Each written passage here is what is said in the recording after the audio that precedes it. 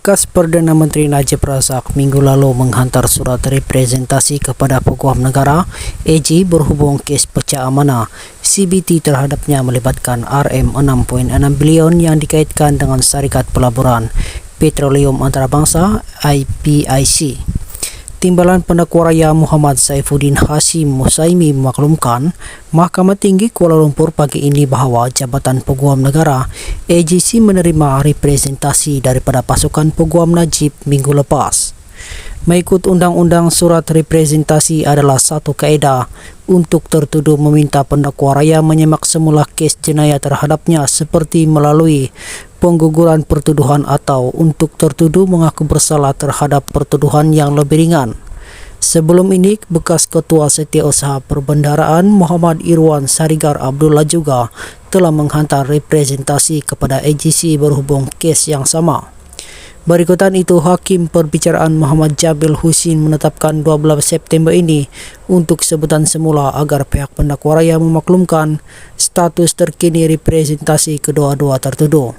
Hari ini ditetapkan sebagai tarikh sebutan bagi pihak pendakwaan bagi memaklumkan kepada mahkamah mengenai status terkini representasi Irwan.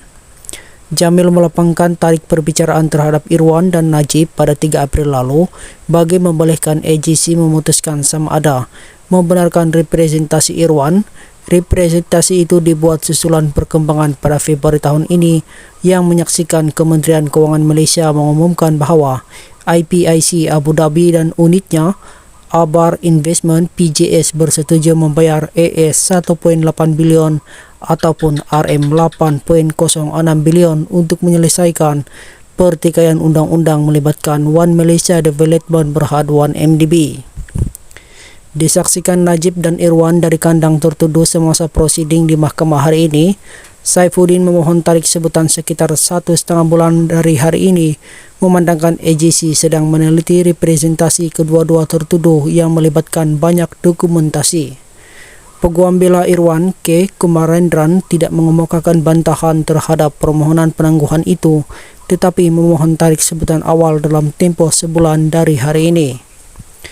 Kumarendran berkata ini kerana anak guamnya telah menghantar representasi lebih awal 3 bulan lalu.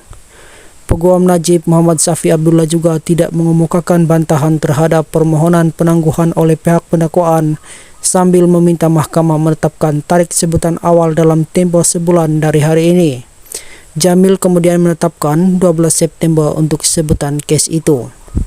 Mengaku tidak bersalah, kes jenayah membabitkan Najib dan Irwan adalah berkenaan urusan 1MDB dengan IPIC, khususnya penyelesaian pada 2017 antara kedua-dua pihak apabila 1MDB yang bermasalah membayar AS 1.2 bilion kepada syarikat milik kerajaan Abu Dhabi itu.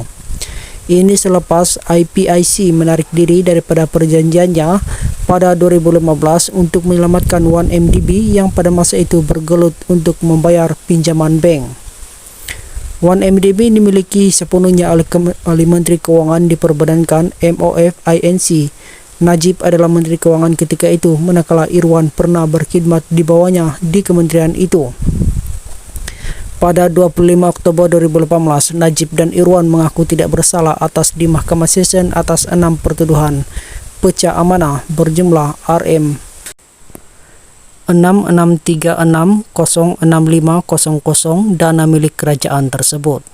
Najib dan Irwan didakwa melakukan semua kesalahan itu di Kompleks Kementerian Kewangan di Putrajaya antara 21 Disember 2016 dan 18 Disember 2017. Mereka didakwa mengikut Seksyen 409 Kanun Keseksaan dibaca bersama Seksyen 34 Kanun Sama yang memperuntukkan hukuman penjara maksimum 20 tahun sebat dan denda jika sabit kesalahan. Kes itu kemudiannya dipindahkan ke Mahkamah Tinggi. Bagi pertuduhan pertama, Najib dan Irwan didakwa secara bersama-sama atas kapasiti mereka sebagai Menteri Kewangan dan Ketua Setiausaha Perbendaharaan yang diamanahkan RM 1.2 bilion milik Kerajaan Malaysia dengan melakukan pecah amanah terhadap dana itu. Bagi pertuduhan kedua, Najib dan Irwan didakwa secara bersama atas kapasiti yang sama seperti jawatan mereka ketika itu melakukan pecah amanah sebanyak RM juta milik kerajaan Malaysia yang diamanahkan kepada mereka. Bagi pertuduhan ketiga, mereka dituduh bersama atas kapasiti mereka sebagai penjawat awam dan memegang jawatan yang sama melakukan pecah amanah sebanyak RM220 juta milik kerajaan dalam kumpulan wang disatukan persekutuan di bawah belanja mengurus di bawah maksud B11 Perkhidmatan Am Perbendaraan Aktiviti 021700 KL International Airport Berhad KLIAB yang diamanahkan kepada mereka.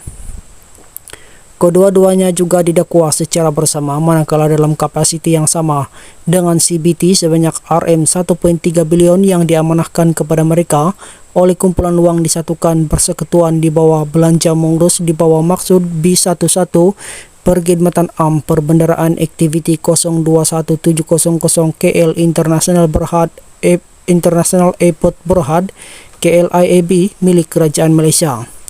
Bagi pertuduhan kelima dan keenam, mereka didakwa bersama atas kapasiti yang sama melakukan pecah amanah sebanyak berjumlah RM1260650 dan RM2 bilion milik kerajaan. Najib dan Irwan didakwa melakukan semua kesalahan itu di Kompleks Kementerian Kewangan di Putrajaya antara 21 Disember 2016 dan 18 Disember 2017.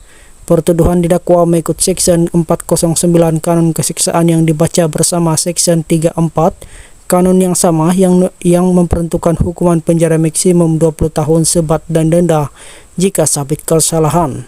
Bagaimanapun disebabkan umur Najib dan Irwan pada masa ini masing-masing melebihi 50, 69 dan 66 serta pertuduhan yang tidak melibatkan kesalahan seksual, kedua-duanya akan dikecualikan daripada rotan jika sabit kesalahan.